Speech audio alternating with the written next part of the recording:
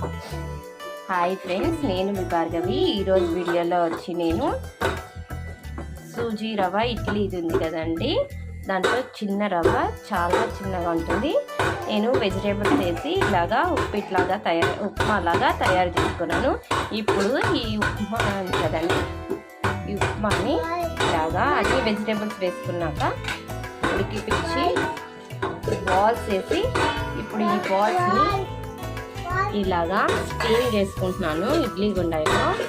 ఈ ఇడ్లీ రవ్వకి నేనేమి ఉద్దిపప్పు అవేమి యూజ్ చేయడం లేదు. మనం ఉప్మా ఎలా చేసుకుంటామో అలాగే ఉప్మాలాగా చేసుకొని ఇలాగా స్టీమ్ ఈ బాల్స్ని ఇలాగా చూడండి, స్టిక్కీ కాకుండానే డైరెక్ట్గా బాల్స్ చేసుకొని ఇలా స్టీమ్ చేసుకొని ఇప్పుడు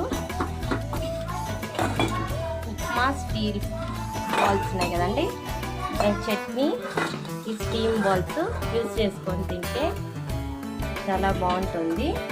ప్లీజ్ మీకు నచ్చితే లైక్ చేయండి, షేర్ చేయండి, సబ్స్క్రైబ్ చేయండి. దీని రెసిపీ కావాలంటే నాకు కామెంట్లో రెసిపీ అని పెట్టండి.